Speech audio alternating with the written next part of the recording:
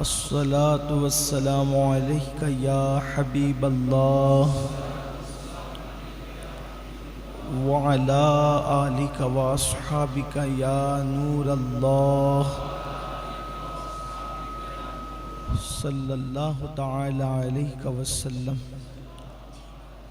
اللهم صل وسلم وبارك على سيدنا ومولانا محمد النبي الأمي الحبيب العالي القدر العظيم الجاه وآله وصحبه وبارك وسلم. آج ماہ رمضان مبارک کا اس سال کا آخری جمعۃ المبارکہ ہے، جسے تمام اہل اسلام اہل ایمان جمعۃ الوداع کے نام سے جانتے مانتے اور پہچانتے ہیں. یوں تو ماہ رمضان شریف کا ایک ایک لمحہ ایک ایک ساعت بے پناہ اہم اور قیمتی ہے، لیکن اب ان تمام دنوں کے اندر یہ جمعہ اس اعتبار سے بڑی اہمیتوں کا حامل ہے کہ اب آئندہ سال ماہ رمضان شریف کی یہ بہاریں ہمیں نصیب ہوگی یا نہیں ہوگی، اس کی کوئی گارنٹی نہیں ہے. اللہ نے ہم سب پر بے شمار بے پناہ احسان کیا کہ اللہ تبارک و تعالیٰ نے ہمیں مسلمان بنایا، مصطفیٰ جان رحمت صلی اللہ علیہ وآلہ وسلم کی امت میں پیدا کیا، اور پھر ماہ رمضان شریف جیسی نعمت ہمیں عطا کی. اس لیے کہ ہم سے پہلے جتنے انبیاء کرام آئے ان میں سے کسی نبی کو نہ سورہ فاتحہ دی گئی، نہ ان کی امت کو، اور نہ ہی ماہ رمضان شریف دیا گیا. ماہ رمضان شریف صرف اور صرف امت محمدیہ کو عطا کیا گیا. اس امت سے پہلے کسی کو ماہ رمضان شریف نصیب نہ ہوا. اس کی وجہ یہ تھی کہ مہینوں کا سردار انبیاء کی امت ہی کو عطا کیا جائے گا. سید الانبیاء کو، سید الشہور، تمام مہینوں کا سردار سید الانبیاء کو دیا جائے گا. ساری امت کی سرداروں کو، یعنی جتنے انبیاء تھے سب انبیاء کے سرداروں میں مصطفیٰ جان رحمت ہے، اور جتنی امتیں تھیں ان تمام امتوں کی سردار امت محمدیہ ہے. اور یہ وہ ایام ہے، یہ وہ دن ہے، یہ وہ ساعتیں ہیں کہ جس کی مثال، جس کی فضیلت والی ساعتیں اب 11 مہینے میں کسی کو کبھی نصیب نہیں ہو سکتی. ہاں یہ وہی ساعتیں ہیں جن ساعتوں میں اللہ کی رحمتیں مومنوں کو پکار کر تین مرتبہ کہتی ہے کوئی مغفرت مانگنے والا تاکہ اس کو مغفرت عطا کی جائے، ہے کوئی حاجت مانگنے والا تاکہ اس کی حاجت پوری کی جائے، ہے کوئی دعا کرنے والا رحمت کا طلبگار تاکہ اس کو رحمتیں عطا کی جائے. لیکن میرے آقا صلی اللہ علیہ وآلہ وسلم کے پیارے دیوانوں، اب ہم اس مقام پر آئے ہیں جیسے کوئی مہمان آتا ہے اور آنے کے بعد وہ مہمان پھر چلا جاتا ہے، لیکن اچھے میزبان کو یہ احساس بار بار دل کو کچوکے دیتا رہتا ہے کہ مہمان تو عزت والا میرے گھر آیا، کیا میں مہمان کی اچھی طرح میزبانی بھی کر سکا؟ کیا میں مہمان کو خوش بھی کر سکا؟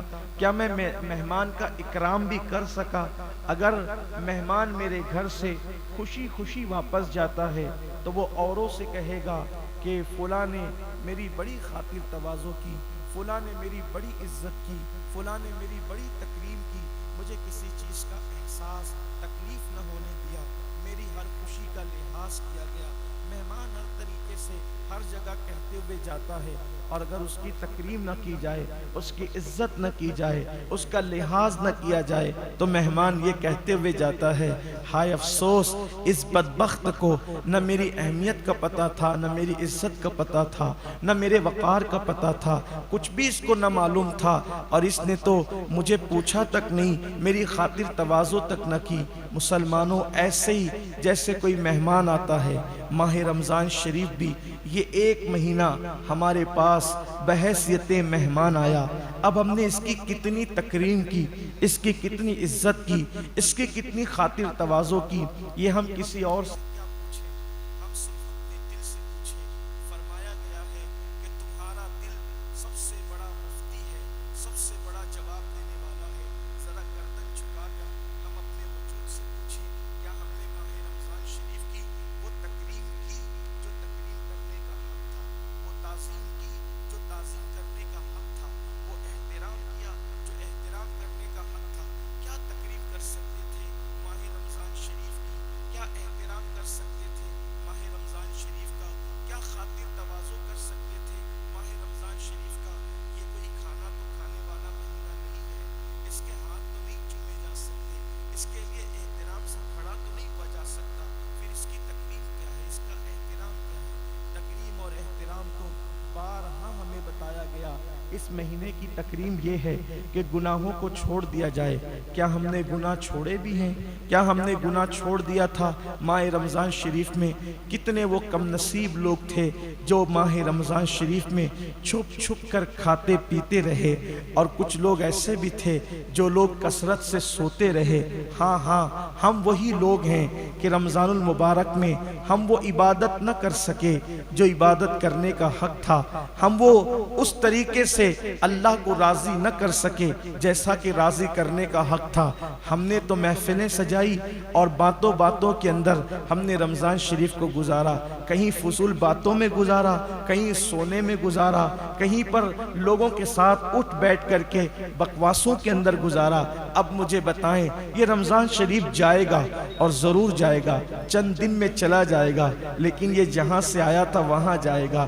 ہمارا مہمان جہاں سے آتا ہے وہاں لوٹ جاتا ہے. رمضان المبارک اللہ کے حکم سے اللہ کی طرف سے آیا تھا، اور یہ اللہ کی طرف پھر لوٹ جائے گا. اللہ کی طرف لوٹ کر یہ ہماری میزبانی کے بارے میں کیا تعریف کرے گا اور کیا شکایت کرے گا؟ اللہ نہ کرے، ہزار بار نہ کرے، اگر ماہ رمضان شریف نے مولا کی بارگاہ میں یہ کہہ دیا، مولا میں گیا تو تھا لیکن نہ میری تکریم کی گئی، نہ میری تعظیم کی گئی، نہ میرا احترام کیا گیا، نہ میری عزت کی گئی، بتائیں ہمارا کیا بنے گا؟ بلکہ میرے آقا صلی اللہ علیہ وآلہ وسلم کے فرمان کا مفہوم ہے کہ جس کے خلاف ماہ رمضان شریف گواہی دے گا کہ اس نے میری عزت اور تکریم نہیں کی، مجھ میں عبادت نہیں کی، میرا حق نہ جانا، تو اللہ تبارک و تعالی اس کے حق میں کسی کی بھی سفارش کو قبول نہیں فرمائے گا. جس کی شکایت رمضان المبارک کرے گا، اللہ تبارک و تعالی، اللہ اکبر، اس شخص کے حق میں کسی کی سفارش کو قبول نہیں فرمائے گا. اور کہاں جائے گا؟ جس کی مخالفت میں ماہ رمضان المبارک کھڑا ہو، جس کی مخالفت میں اللہ کا قرآن کھڑا ہو، پھر اس کے لیے جو ہے وہ رحمت کے دروازے بند کیے جاتے ہیں. ہاں مسلمانوں، یہ وہی تو مہینہ ہے جس میں رحمتوں کے دروازے کھل دیے جاتے ہیں. یہ وہی تو مہینہ ہے جس کے لیے جنت کے بالا خانوں کو سجایا جاتا ہے. یہ وہی تو مہینہ ہے جس میں روزہ رکھنے والوں کے لیے قرآن بہشت یوں دعا کرتی ہے کہ اللہ مجھے ان کا شوہر بنا جو رمضان المبارک کے اندر پیاسے رہتے ہیں اور تیری عبادت کرتے ہیں. روزہ کون سی عبادت کا نام ہے؟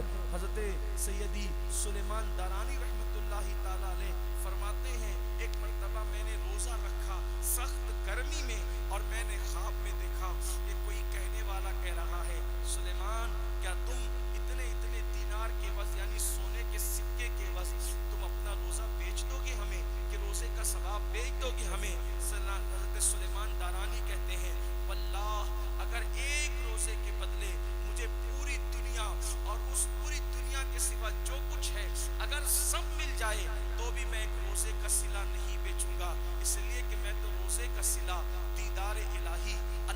حسن کا دیدار چاہتا ہوں۔ تو غیب سے ندا آتی ہے سلیمان روزہ رکھتا رہے، اس لیے کہ روزے داروں کو اللہ کا دیدار نصیب ہوگا، اللہ کا دیدار کرایا جائے گا۔ اور اللہ نے فرمایا اے میرے روزے دار بندو، جو لوگ روزہ نہیں رکھتے ہم ان کو اپنے دیدار سے محروم کریں گے، لیکن جو روزہ رکھتے ہیں ہم ان کو جنت میں جمع کر کے اور ان کو تخت پر بٹھا کر ان کے کمر کے نیچے تکیے دے کر کے پھر اپنے حسن سے پردے ہٹائیں گے، نقاب ہٹائیں گے، اور اس کے بعد ان کو اپنا دیدار نصیب کریں گے۔ اللہ اکبر! ایسے دیکھیں گے لوگ جیسے عید کا چاند آسمانوں میں دیکھتے ہیں، ویسے اپنے اللہ کا بلا تفصیل اپنے رب کا دیدار کریں گے۔ وہ روزے داروں کے لیے خاص ہے، اللہ روزے داروں کو اس کا دیدار نصیب فرمائے گا۔ اللہ نے فرمایا ہر عبادت کا صلہ نیکی ہے، لیکن اللہ تبارک و تعالیٰ کے روزے دار بندوں روزے کا صلہ اللہ تبارک و تعالیٰ نے جنت ہی نہیں رکھی، بلکہ اللہ فرماتا ہے روزہ میرے لیے ہے اور میں ہی اس کی جزا ہوں۔ یعنی روزہ رکھنے کا صلہ دیدار الہی ہے، اللہ کا دیدار ہے۔ لوگ روزے کی اہمیت کو تو سمجھیں، لیکن بس آج جمعۃ الوداع کے اندر کچھ زیادہ نہیں کہنا، صرف اتنا کہنا ہے وہ جمعہ جس کے جانے پر آسمان روتا ہے، وہ رمضان المبارک جس کے جانے پر آسمان روتا ہے، وہ رمضان المبارک جس کے جانے پر زمین روتی ہے، وہ رمضان المبارک جس کے جانے پر اللہ پر فرشتے روتے ہیں، وہ رمضان المبارک جس کے جانے پر اللہ کے رسول نے آنسو بہایا، جس کے جانے پر صحابہ نے آنسو بہایا، اور فرمایا گیا کہ جو رمضان شریف کے آنے پر خوش ہوتا ہے اور رمضان شریف کے جانے پر غمگین ہوتا ہے، اللہ تبارک و تعالیٰ ایسے بندے کی مغفرت فرما دیتا ہے۔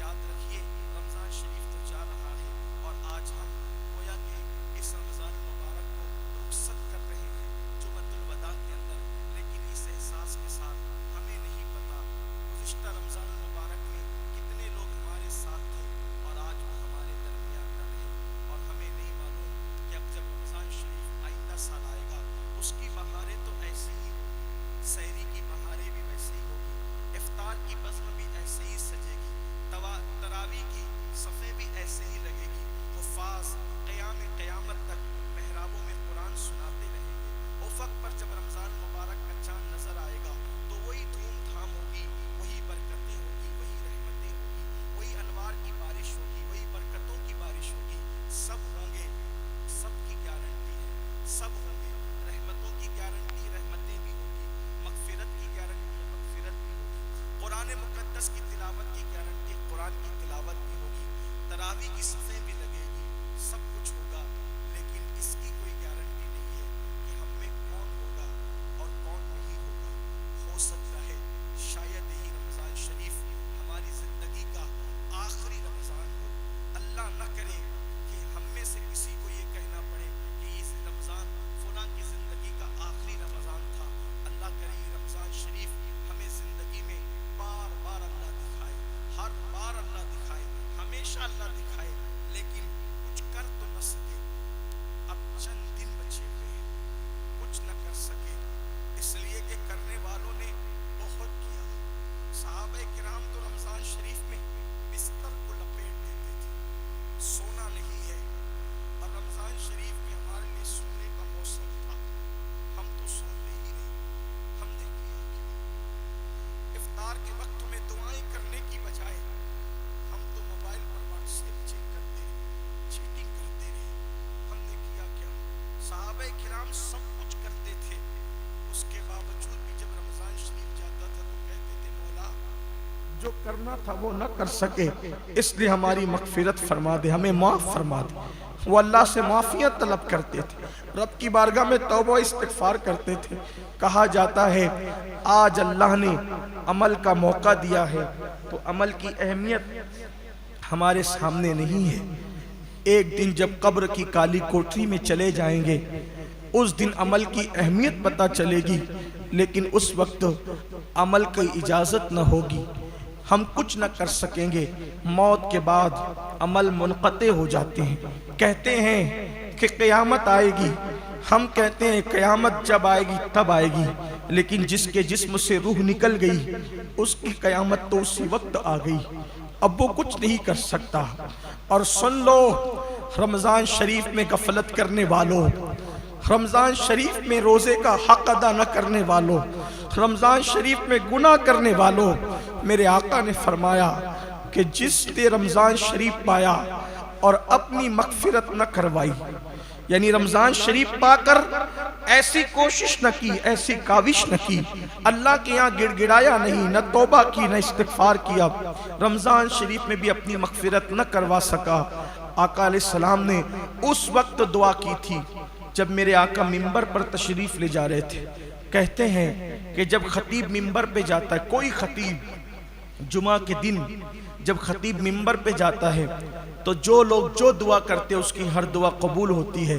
ایک دن میرے آقا جمعہ پڑھانے کے لیے جب منبر پہ تشریف لے جانے لگے تو پہلے زینے پہ قدم رکھا اور فرمایا آمین، پھر دوسرے زینے پہ قدم رکھا اور پھر فرمایا آمین، پھر تیسرے زینے پہ قدم رکھا اور پھر فرمایا آمین۔ آقا آمین کہہ رہے ہیں، کوئی دعا کرنے والا نظر نہیں آتا، سید العالمین آمین کہہ رہے ہیں۔ کسی نے دعا کی ہوگی تبھی تو آمین کہی جا رہی ہے، حضور یوں ہی تو آمین نہیں کہتے۔ جب خطبہ ہوا، نماز ہوئی، صحابہ نے عرض کی آقا ہمارے ماں باپ آپ پہ قربان، ہم نے سنا کہ آپ نے 3 بار آمین کہی، کوئی دعا کرنے والا دکھا نہیں۔ آقا فرماتے میرے صحابہ جبریل امین آئے تھے، سید الملائکہ آئے تھے اور میں منبر پہ چڑھ رہا تھا اور وہ دعا کر رہے تھے۔ آقا کیا دعا کی انہوں نے؟ آقا نے فرمایا جب دعا انہوں نے کی تو میں نے آمین کہہ دیا۔ یعنی سید الایام ہے، جمعہ کا دن ہے، سید الایام جمعہ کا دن، سید الملائکہ کی دعا اور سید العالمین کی آمین۔ کیا کوئی بدبخت یہ کہہ سکتا ہے؟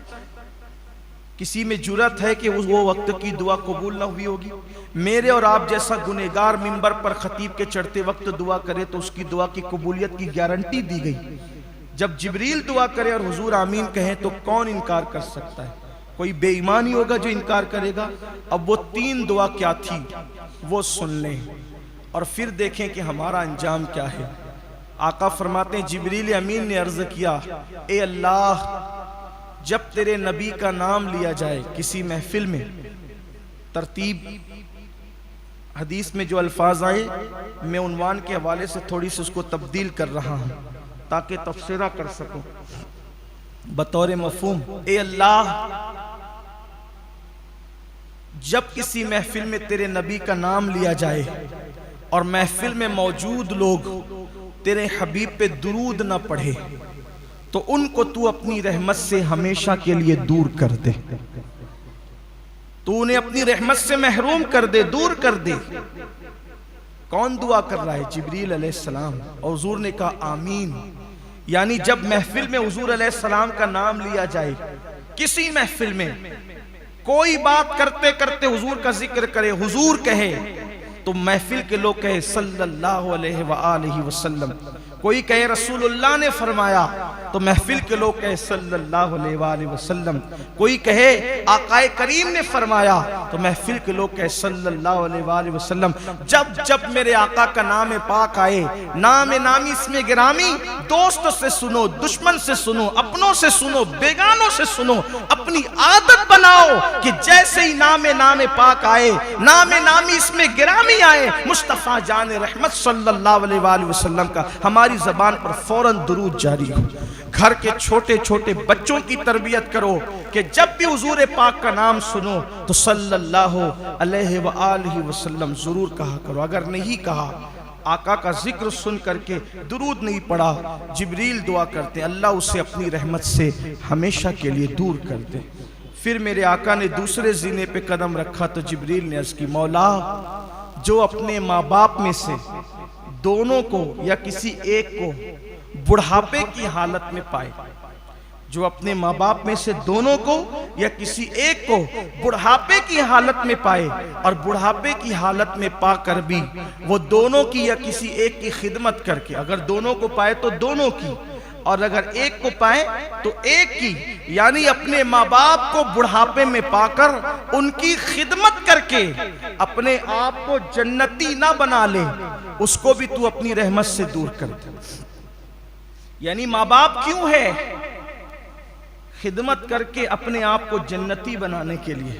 جن کو ماں باپ ملے بڑھاپے میں، بڑھاپے کا ذکر خاص کیا جا رہا ہے، جن کو ماں باپ بڑھاپے میں ملے اور خدمت کر کے وہ اپنے آپ کو جنتی نہ بنا لیں، اس کو بھی تو اپنی رحمت سے دور کر دے۔ حضور علیہ السلام نے آمین کہا۔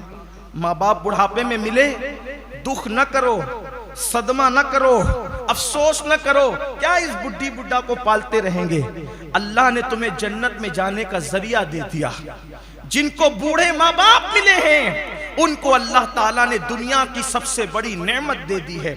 اب جنتی بننا ہے، ان کے قدموں میں جنت ہے، ان کی خدمت میں جنت ہے، ان کی تعظیم کرنے میں جنت ہے۔ یہ نہیں کہ آپ تو سیٹھ صاحب کہلا کر بڑی بڑی پوتیوں میں چندے دے رہے ہیں، بڑی بڑی مسجدوں میں مینار اور گنبد تعمیر کر رہے ہیں، اور ماں باپ جو ہے وہ دوا کو ترس رہے ہیں، ماں باپ خدمت کو ترس رہے ہیں، ماں باپ پیر دبوانے کو ترس رہے ہیں، ماں باپ تو بات کرنے کو ترس رہے ہیں۔ ایسی بھی ناہنجار اولاد اس دنیا میں موجود ہیں جن کے ماں باپ ترس جاتے ہیں کہ میری اولاد آئے تو بیٹھ کر مجھ سے بات چیت کرے، گفتگو کرے۔ ماں باپ ڈھونڈتے ہیں اولاد کو، ماں باپ تلاش کرتے ہیں اولاد کو، ماں باپ انتظار کرتے ہیں اولاد کا۔ نہیں، میرے آقا نے فرمایا جس نے دونوں میں سے کسی ایک کو پایا یا دونوں کو پایا، خدمت کر کے اپنے آپ کو جنتی نہ کروا لے۔ اس کا مطلب ماں باپ کی خدمت سے جنت ملتی، تبھی تو آقا نے فرمایا کہ خدمت کر کے کرو خدمت، ان کی مرنے کی دعائیں نہ کرو، ان کی مرنے کی تمنائیں نہ کرو۔ جس کو ماں باپ جتنی خستہ حالت میں ملے وہ اتنا قسمت والا ہے۔ جس کو ماں باپ جتنی خستہ حالت میں، یعنی جتنی خستہ حالت ہوگی اتنی خدمت کا موقع ملے گا۔ اللہ نہ کرے جتنی بیماری کی حالت میں ملیں گے اتنی خدمت کا موقع ملے گا۔ ایک صحابی آئے اور کہنے لگے یا رسول اللہ صلی اللہ علیہ وآلہ وسلم، میری ماں اتنی مجبور ہو چکی ہے کہ اب وہ بستر میں پاخانہ کر دیتی ہے، بستر میں پاخانہ کرتی ہے، لیکن میں اس کا پاخانہ اپنی ہاتھ سے دھلاتا ہوں، اپنی ماں کا پاخانہ میں اپنے ہاتھ سے دھلاتا ہوں۔ آج یہ خدمت کوئی کر سکتا ہے؟ نہیں، کوئی نہیں کر سکتا۔ ماں باپ اگر بیمار پڑ جائیں، اولاد کہتی ہے، ہم لوگوں کے پاس آ کے کہتے لوگ، مولانا دعا کرو اللہ جلدی اٹھا لے، تکلیف دیکھی نہیں جاتی۔ بے شرمو، کیا ہم بھی بیمار پڑتے تھے تو ماں باپ علماء کے پاس جا کے یہ کہتے تھے کہ اللہ اس کو اٹھا لے؟ ارے وہ تو یہ کہتے تھے مولانا کچھ بھی کرو، میرے بیٹے کو اللہ شفا دے دے، اس کو اللہ زندگی بخش دے۔ مائیں تڑپتی تھی، روتی تھی۔ کیا دور آ گیا، کیا زمانہ آ گیا، کسی کا کوئی حق پہچاننے والا نہیں رہا، کوئی کسی کا حق جاننے، نہ علماء کا حق ہے، نہ قرآن کا حق ہے، نہ ماہ رمضان کا حق ہے، نہ ماں باپ کا حق ہے، نہ ائمہ کا حق ہے، نہ اللہ اس کے رسول کے حقوق ادا کیے جا رہے ہیں، کچھ نہیں ہے، صرف دنیا دنیا دنیا ہی میں لوگ ڈوب گئے۔ ایسا لگتا ہے جیسے دنیا سے کبھی جانا ہی نہیں ہے۔ ارے اپنی دنیا کی گفا کو سنوارنے والوں، کیا فرعون سے زیادہ تمہارے پاس دولت ہے؟ کیا نمرود سے زیادہ تمہارے پاس دولت ہے؟ کیا شداد سے زیادہ تمہارے پاس دولت ہے؟ کیا بخت نصر سے زیادہ تمہارے پاس دولت ہے؟ ان سے زیادہ دولت تو نہیں ہے۔ وہ اتنی بڑی بڑی حکومتوں کے بادشاہ تھے، لیکن وہ دنیا میں ڈوبے تو کیسی عبرتناک ان کو موت آئی۔ ہم کیا دنیا کے غلام اور دنیا کے بے دام بندے بن گئے؟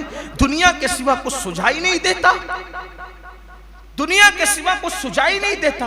ہم نے دنیا کو معاذ اللہ معبود بنا لیا، دنیا کو خدا بنا لیا، خواہشات کو خدا بنا لیا، کچھ سجائی نہیں دے رہا ہے، صرف کھانا پینا سونا اور اپنی خواہشات کی تکمیل۔ کیا ہو گیا؟ آنکھیں کھولو، اٹھتے ہوئے جنازوں کو دیکھو، آنکھیں کھولو، اٹھتی ہوئی لاشوں کو دیکھو، بے گور و کفن تڑپتی ہوئی میتوں کو دیکھو، ان جنازوں کو دیکھو جن کو کندھا دینے والا کوئی نہیں ہے۔ ہاں جن کو اپنی دولت پر اتنا غرور تھا، جو دولت کے نشے میں خدا کو بھول چکے تھے، آج ان کو ان کے بچے بھی کندھا دینے کے لیے نصیب نہیں ہے۔ لوگ لکڑی سے ڈھکیل کر جنازے میں پھینکے جا رہے ہیں۔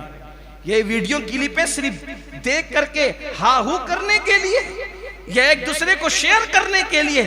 فَاعْتَبِرُوا يَا أُولِي الْأَبْصَارِ، اے آنکھ والو عبرت حاصل کرو۔ ہم نے تو ایک ہی میت پڑی تھی تاریخ میں 1400 سال پہلے، جس کو لکڑیوں سے ڈھکیل کر کے قبر میں ڈالا گیا تھا، اور وہ میت تھی ابو لہب کی۔ اس کے بعد پھر ہم نے کوئی تاریخ میں ایسی میت نہیں پڑی جس کو لکڑی سے ڈھکیلا گیا ہو۔ لیکن آج تو میں نے نمازیوں کے جنازوں کو بھی لکڑی سے ڈھکیلتے ہوئے دیکھا۔ میں نے تو بڑے بڑے دولت مندوں کو، جن کے بینک بیلنس اربوں میں تھے، بلکہ دوسری دنیا میں بھی جن کے دھن تھے، ان کو لکڑی سے ڈھکیل کر جنازے میں رکھ کر جاتے ہوئے دیکھا۔ یہاں تک کہ بیٹی اور بیٹوں کو دور کھڑے ہو کر کے تماشائی بنتے ہوئے دیکھا کہ کسی کو کہتے تھے جو لینا ہے لے لو، تم اس کو آخری رسومات ادا کر دو۔ ہمارے لیے عبرت ہے۔ بہت ممکن ہے آپ کے ساتھ بھی ایسا ہو سکتا ہے، اللہ نہ کرے ایسا کسی کے ساتھ ہو۔ بہت ممکن ہے میرے ساتھ بھی ایسا ہو سکتا ہے، اللہ نہ کرے میرے ساتھ بھی ایسا ہو۔ لیکن اللہ اللہ ہے، وہ بے نیاز ہے۔ اس کی شان بے نیازی سے ڈرو، اس کی خفیہ تدبیر سے ڈرو۔ ہم دنیا کے بندے نہیں ہو گئے، اپنے آپ کو اللہ کا بندہ کہہ کے ہم دنیا کے بندے نہیں ہو گئے، دنیا کے بندے ہو گئے نا۔ ہمیں تو سب دنیا ہی نظر آتی۔ کل رات میں نے لوگوں سے کہا تھا، اتنے سوداگر ہوئے، اتنے سوداگر ہوئے، اتنے سوداگر ہوئے کہ اللہ کے یہاں بھی سوداگری کی بات، اتنے تاجر ہو گئے کہ اللہ کے یہاں بھی تاجری کی بات، اتنے خود غرض ہو گئے کہ اللہ کے یہاں بھی خود غرضی کی بات۔ سچ کہنا، آپ ہو یا میں ہوں، ہاتھ اٹھتے تو کیا مانگتے؟ یہی نا، ایک دکان تھی دو کر، ایک کارخانہ تھا دو کر، ایک سائزنگ تھی دو کر، روزی میں برکت دے، عمر میں برکت دے، اس میں برکت۔ کبھی یہ بھی کہا تو ناراض ہے تو راضی بھی ہو جا، کبھی کہا سب کی ناراضگی کا خیال، یار کی ناراضگی کا کوئی خیال نہیں، سب کے حقوق کا خیال، یار کے حقوق کا کوئی خیال نہیں۔ جس نے ہمارے ساری ضرورتوں کا خیال فرمایا، اس کے لیے کچھ بھی نہیں۔ کتنی خود غرضیاں ہیں نا۔ جو دنیا ختم ہونے والی ہے، جو دنیا ختم ہونے والی ہے، اسی کے لیے سب مانگتے رہے، اور جو آخرت کبھی نہ ختم ہونے والی ہے، اس کے لیے کیا مانگا؟ اس کے لیے کیا مانگا؟ کچھ نہیں مانگا۔ وہ میدان محشر جہاں انبیاء کی زبان پہ نفسی نفسی ہوگا، انبیاء کی زبان، اس میدان محشر کے لیے کیا مانگا؟ کچھ نہیں مانگا۔ بات کو طول نہ دیتے ہوئے میں بات سمیٹ لوں، کیونکہ ابھی الوداع بھی پڑھا جانا ہے، پھر الوداعی خطبہ بھی ہونا ہے، اور آج خصوصی جمعۃ الوداع کے حوالے سے دعا بھی ہونی، تو میں بات کو سمیٹتا ہوں۔ عرض کر رہا تھا کہ وہ صحابی کہتے یا رسول اللہ، میری ماں وہ بستر میں پاخانہ کر دیتی ہے، میں اس کو دھلاتا ہوں۔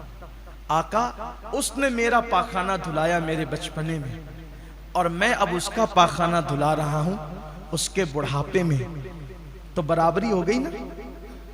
آقا برابر، تو کیا میں نے اپنی ماں کا حق ادا کر دیا؟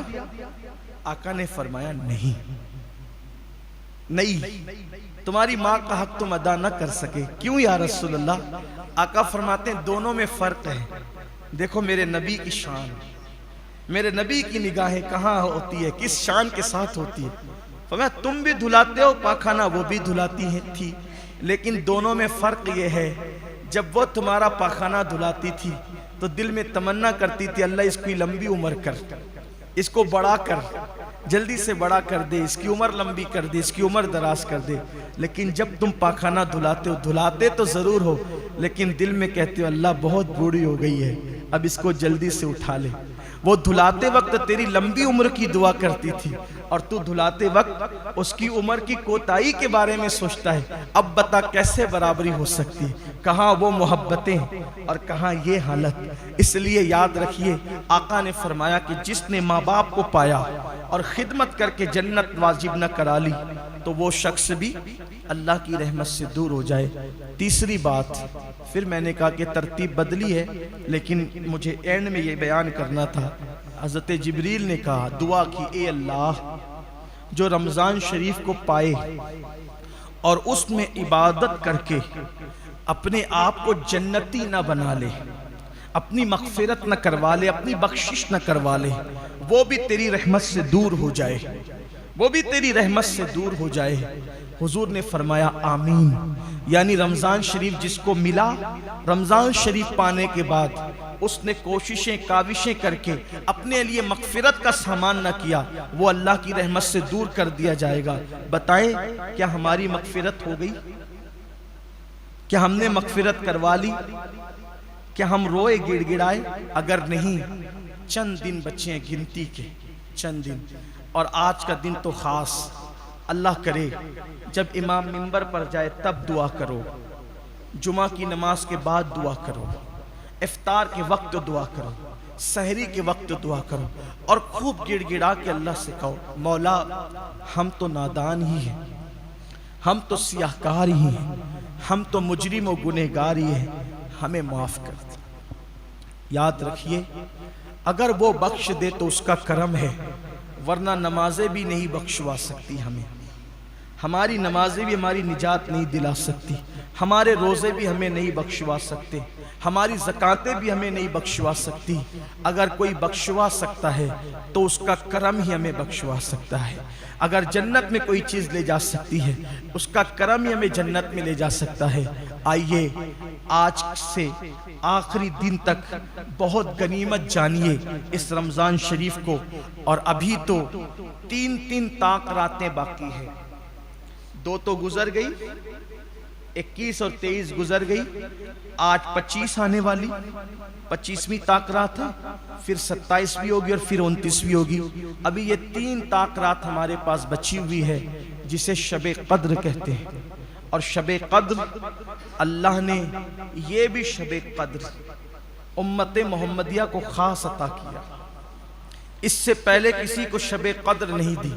شب قدر کا ایک معنی ہے تنگی کی رات، قدر عربی میں تنگ کو کہتے ہیں،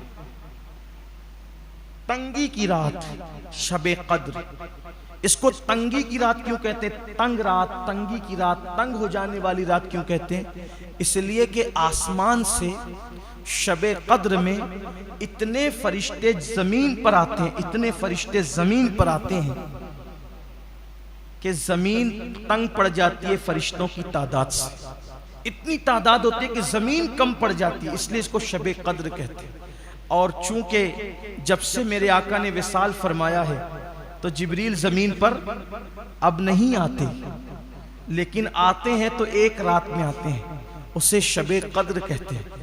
اور صاحب روح البیان لکھتے ہیں کہ شب قدر میں جو فرشتے زمین پر آتے ہیں کیوں آتے ہیں پتہ ہے؟ جبریل کے ساتھ اللہ اکبر سال بھر اللہ سے دعا کرتے، اے اللہ ہمیں زمین پر جانے دے، اے اللہ ہمیں زمین پہ جانے دے، اور جو ہم سے بہتر عبادت کرتے ہیں، توجہ کرنا یہاں، جو ہم سے بہتر عبادت کرتے ہیں اس عبادت کرنے والوں کی زیارت ہمیں کرنے دے۔ کون کہہ رہا ہے؟ جبریل علیہ السلام، فرشتوں کے سردار، فرشتے کہہ رہے ہیں اللہ ہمیں زمین پہ جانے دے اور ہمیں ان سے ملنے دے، ان سے ملاقات کرنے دے، ان کی زیارتیں کرنے دے جو ہم سے بہتر عبادت کرتے ہیں۔ یا اللہ جبریل سے بہتر عبادت کون کر سکتا ہے؟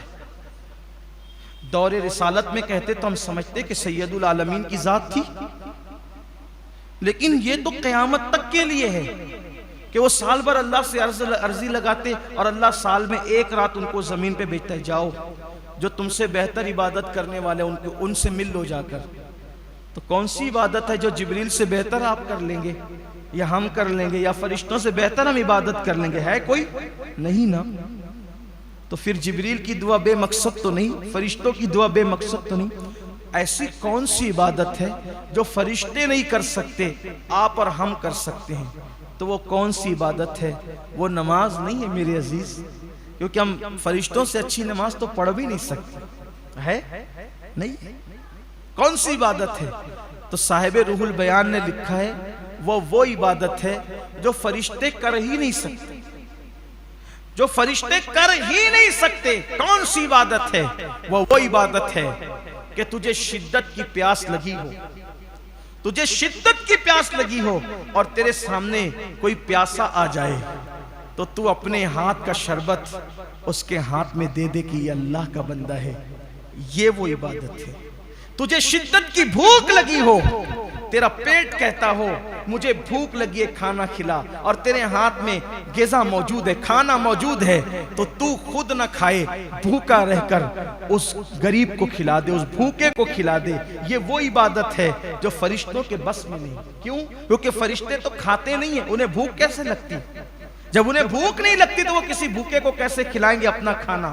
وہ کھاتے ہی نہیں ہیں تو وہ دوسرے کو کیسے کھلائیں گے؟ تو تم نے اپنا لقمہ اس کو دے دیا, تم نے اپنا شربت اس کو دے دیا.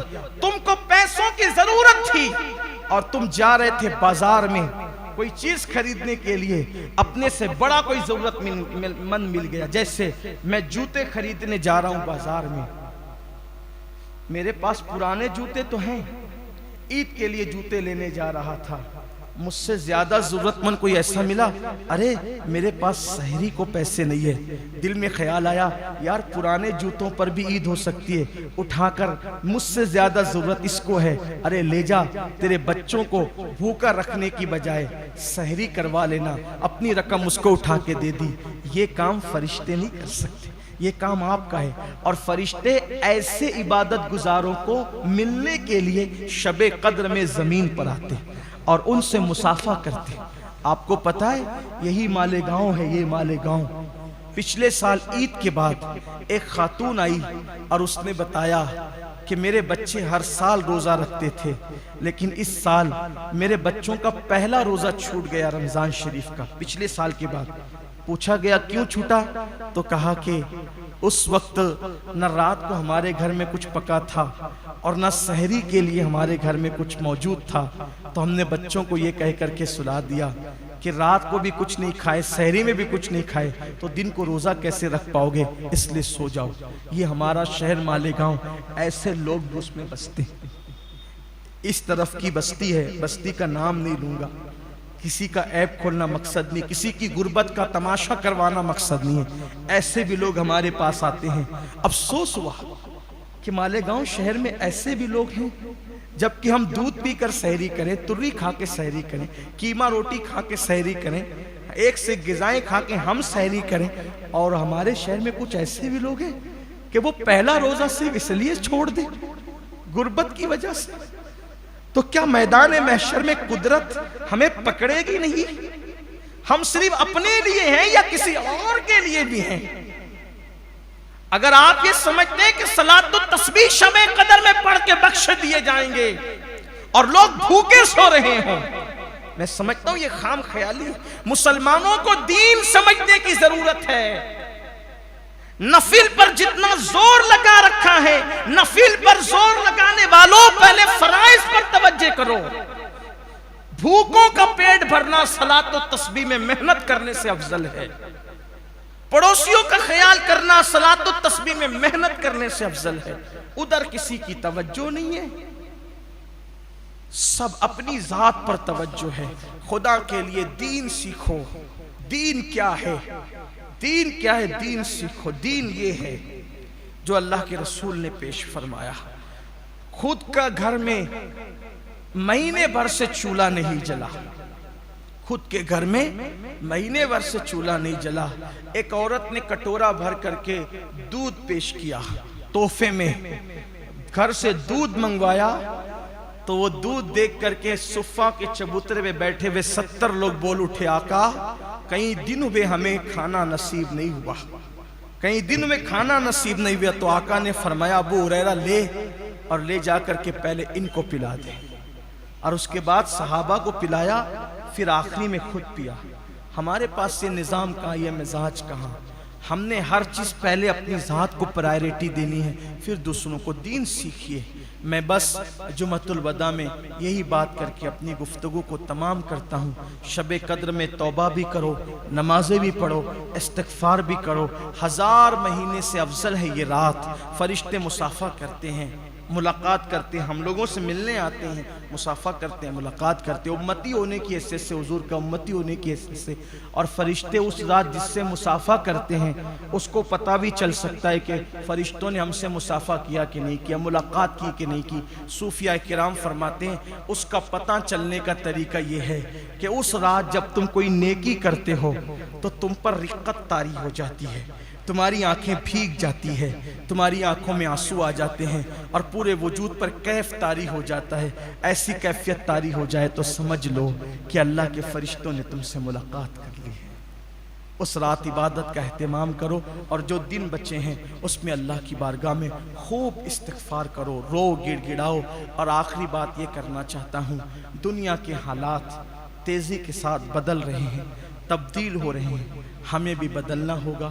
بدلنے کی سب سے بڑی چیز ہمیں یہ ہے، ملکی حالات بدل رہے ہیں، ملکوں کے حالات بدل رہے ہیں، پوری دنیا کی سیاست، معیشت، معاشرت، تہذیب، تمدن، کلچر سب بدل رہا ہے. ہمیں بھی بدلنا ہوگا. نہیں بدلے تو کہیں کے نہیں رہیں گے، جوتے چپل سینے کے قابل بھی نہیں رہیں گے، لیٹرین صاف کرنے کے قابل بھی نہیں رہیں گے، سمجھ لینا. اس لیے بدلو اپنے آپ کو. کیا کیا بدلو گے؟ ساری باتیں بعد میں کریں گے.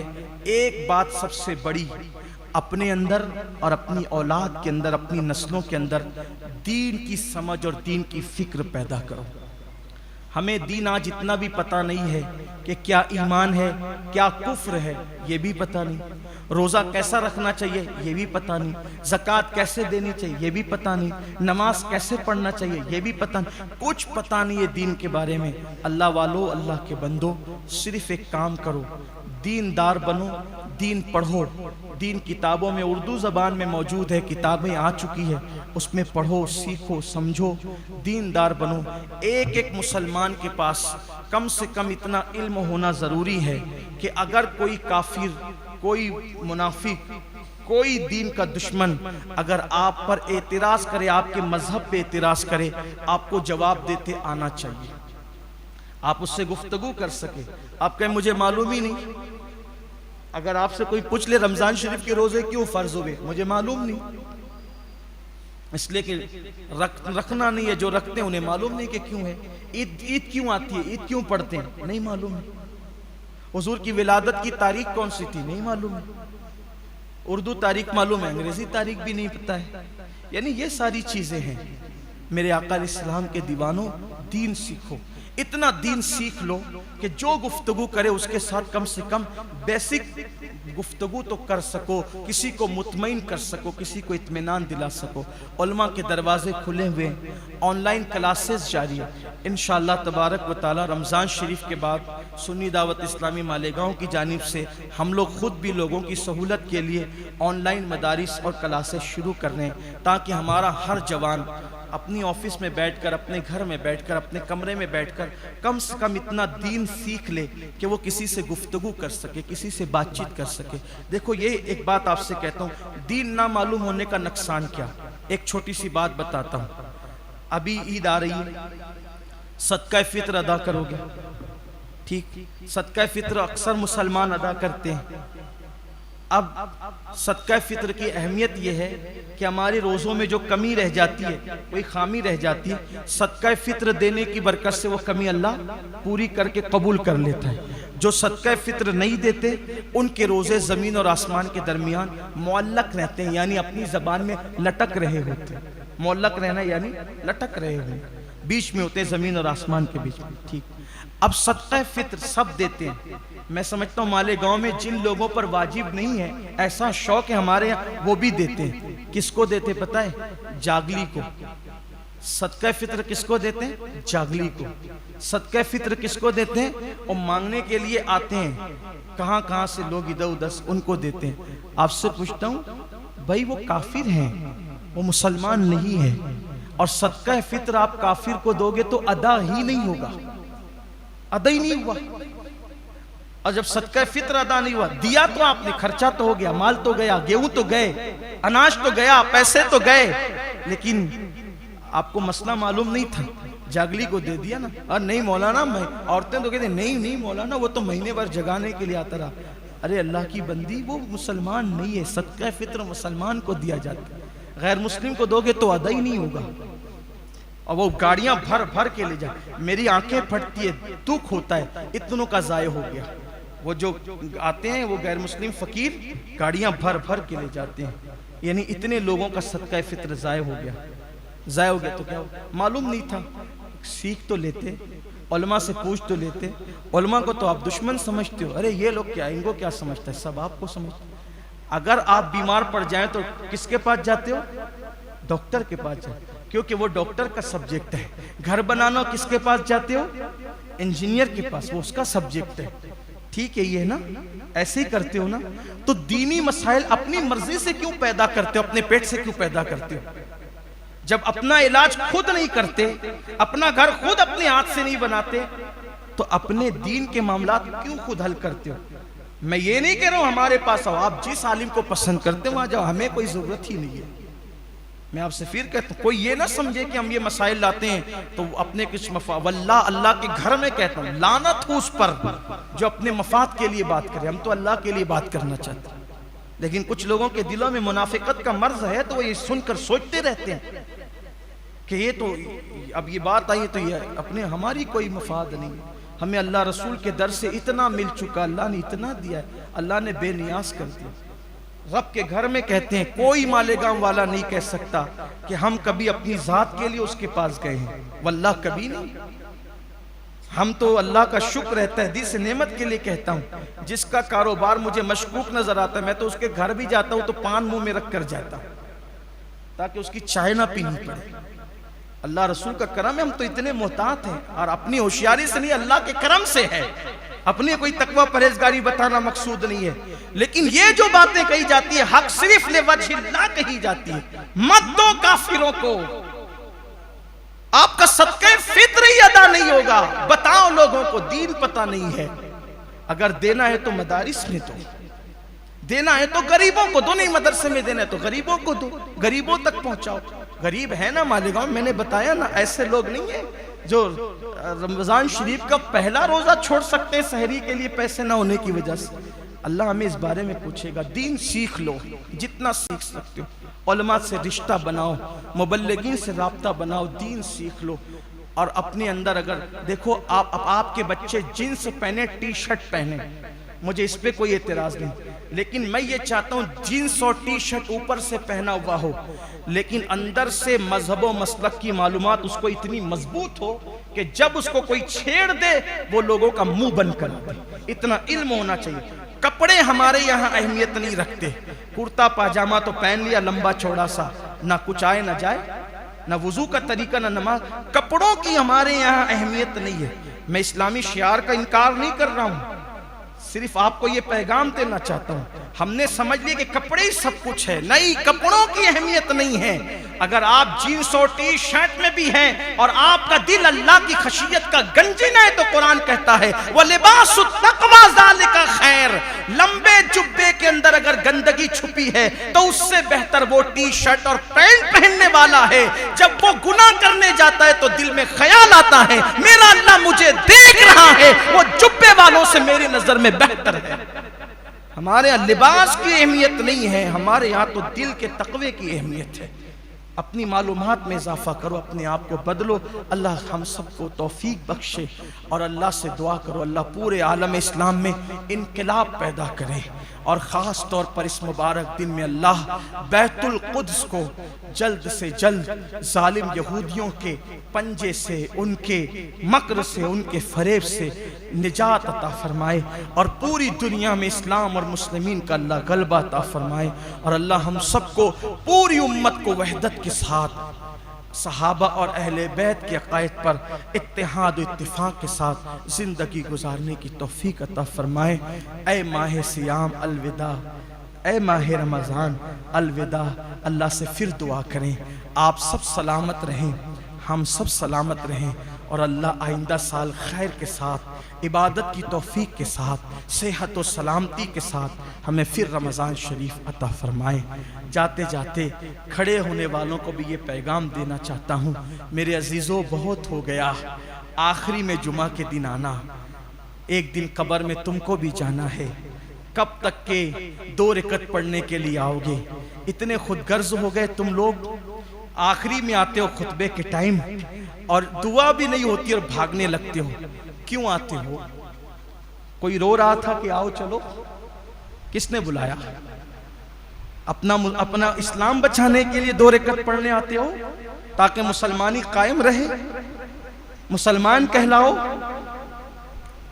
فلموں میں جاؤ گے تو نمبر لگا لگا کر ٹکٹ نکالو گے اور جمعہ کے دن 2 رکعت پڑھنے آؤ گے. خطبے تک وضو ہوتا رہے گا، خطبے تک وضو ہوتا رہے گا، اور ادھر سلام پھیرے کے بگ بگ بگ ایسے بھاگتے جیسے اسکول کے بچے چھٹی ہونے کے بعد شریر بچے بھاگتے ہیں بستہ لے ایسے بھاگتے. کیوں آئے تھے بھائی مسجد میں؟ میری باتیں کڑوی لگے تو معاف کرنا، اللہ کے گھر میں آئے ہو، نہیں ہفتے بھر 5 وقت آتے ہو، ایک دن میں آتے ہو 2 رکعت پڑھ کے جاتے ہو. رسول اللہ کے دل پہ کیا گزرتی ہوگی؟ یہ میری امت ہے جن کے لیے پوری رات میں نے دعائیں کی، یہ فرض نماز کے بعد کی دعا تک نہیں کر سکتے. کیا ہو گیا ہمیں؟ فلموں کے لیے گھنٹوں پہلے سے جا کے بیٹھیں. اچھا یہاں سے جا کے کام کیا کرنا ہے؟ بیٹھ جانا ہے، بس ادھر ادھر اولا پاڑ کرنا ہے. اگر آپ کو سفر ہو، کوئی بیماری ہو، کوئی خاص کام ہو، ٹھیک ہے جائیں، بعد میں گھر پہ سنتیں پڑھ لے. جو مسجد میں سنتیں نہیں پڑھتے وہ گھر جا کے کیا پڑھنے انہیں؟ خدا کے لیے ایسا نہ کرو، ایک دن مرنا ہے. ہم آپ کے دشمن نہیں ہیں، ہمیں آپ کی قبر کی بھی فکر ہے، کیونکہ ہم آپ کے دین کے دائی ہیں. ہم اللہ و رسول کے فرامین کو اللہ تعالیٰ نے جاننے کی توفیق بخشی تو ہم تک ہی بات پہنچا رہے. خدا کے لیے قبر میں کوئی کام نہیں آئے گا، نہ کوئی دوست نہ کوئی یار کام آئے گا. کم سے کم پوری نماز پڑھ کے جاؤ. ٹھیک ہے نفل پڑھنے کی توفیق نہیں، نہ پڑھو، لیکن کم سے کم جتنی لازمی ہے جو سنتیں موقع ہے وہ تو پڑھ لو. نفل چھوڑنے کی اجازت ہے، نفل نہ پڑھو لیکن دوسری تو پڑھو. دعا تو کرو، دعائیں تقدیر بدل دیتی ہے، دعاؤں سے زندگی میں انقلاب آتا ہے. دعا تو کر لیا کرو. خدا کے لیے جو لوگ سن رہے ہیں وہ ضرور اس پر عمل کریں گے. آج کے بعد جب تک دعا نہ ہو جائے، بلکہ جب تک کہ وہ سنت تاکیدی ادا نہ کر لیں، اس وقت تک مسجد سے نہ جائیں. اللہ تعالی ہم سب کے حال پہ رحم فرمائے، انقلاب بپا فرما دے. رسالت کے پروانوں، ہر سنیچر کو بعد نماز عشاء سنی دعوت اسلامی کے عالمی مرکز اسماعیل حبیب مسجد میں سنی اجتماع ہوتا ہے. تو آپ حضرات پابندی کے ساتھ اس میں شرکت فرمائیں. سنی دعوت اسلامی کی web site sunni dawat islami.net پر وزٹ کریں اور بہت ساری دینی معلومات حاصل کریں.